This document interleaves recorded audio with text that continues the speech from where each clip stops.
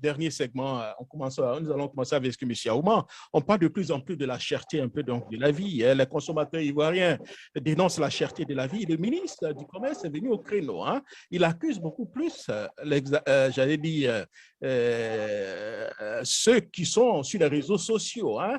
Il parle de manipulation. Vous êtes à Abidjan. Est-ce que vous avez réellement constaté la cherté donc, de la vie?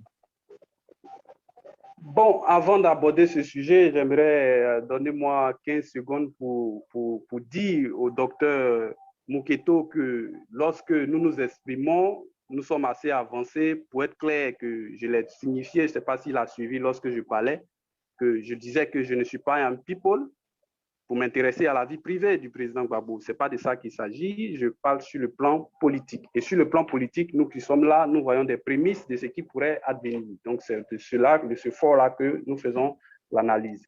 Peut-être que lui attend de voir, de se retrouver devant les faits, mais nous qui sommes ici, nous savons déjà presque ce qui s'est fait. Bref, pour revenir sur la question de la cherté de la vie, c'est un constat.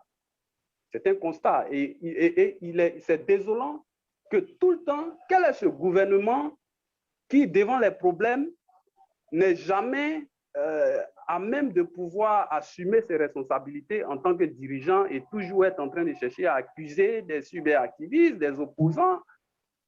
Regardez, il y a des chiffres ici de l'INS, Institut national de la statistique. Vous pouvez consulter sur Afrique Veille, la donnée est là. La donnée dit que la tendance est à la hausse depuis juin 2020. Donc, la tendance de l'inflation de juin 2020 à juin 2021, vous me suivez bien, en juin 2020, on était à 1,8. En juin 2021, on se retrouve à un taux d'inflation de 2,9, disons presque 3. Est-ce qu'il y a hausse ou pas? Les produits alimentaires font une inflation de plus 6%. Location, eau, gaz et autres, 5,3. Même l'enseignement pré-primaire et primaire, inflation de plus 4,3. La communication, inflation de 4,1%. Ça, ce sont des chiffres de l'INS. Je vous donne la source, je vous dis que c'est sur Afrique Veille, les données de l'INS. La courbe est là et tout ça, vous pouvez partir vérifier. Ce n'est pas moi qui l'invente.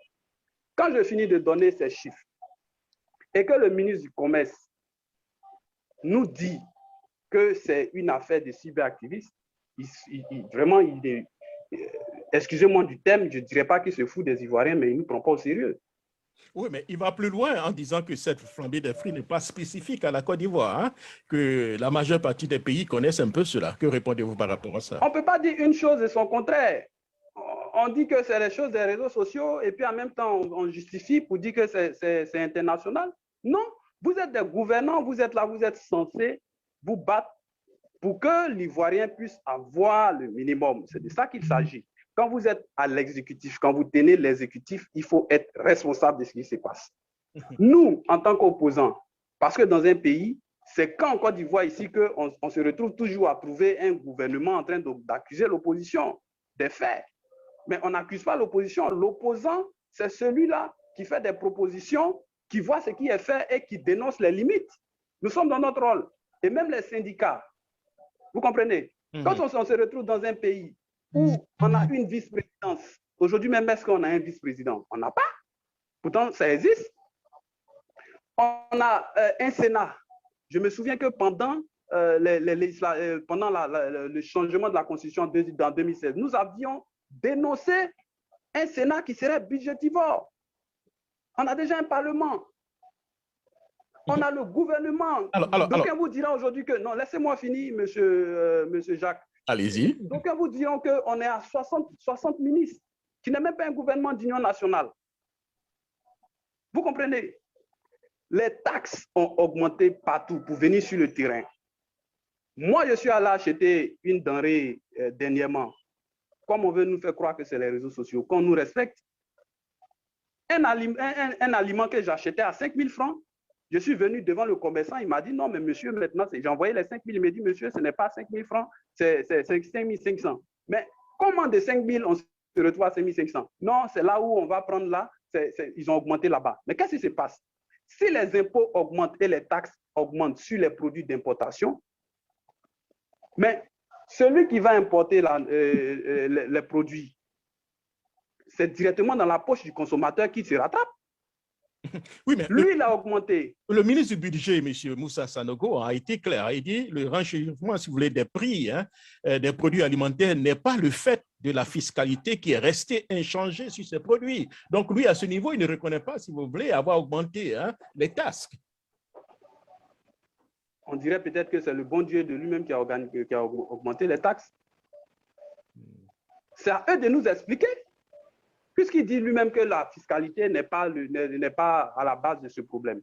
On sait qu'il y a un problème là. Il y a aussi la COVID qui entre en jeu. Il y a eu la grosse coupure d'électricité, le délestage même, qu'ils ont encore refusé de reconnaître.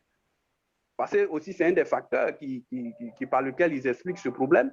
Mais nous qui vivons, le dernier Ivoirien qui est là, qui constate le fait sur le terrain, qui doit lui donner des explications? C'est bien le gouvernement. Ce sont eux qui font la politique économique. Et nous, quand nous voyons, nous faisons des propositions. Une chose est de constater que les prix ont augmenté, une autre est de pouvoir faire des propositions. Les propositions que nous faisons, ce n'est pas juste de critiquer, parce qu'il faut critiquer. Mais un pays qui a 61 ans d'indépendance, on n'est même pas autosuffisant en alimentation. Il faut donc mettre des politiques en place pour qu'on puisse cultiver ce riz-là ici, ces tomates, l'oignon et tout ce qui est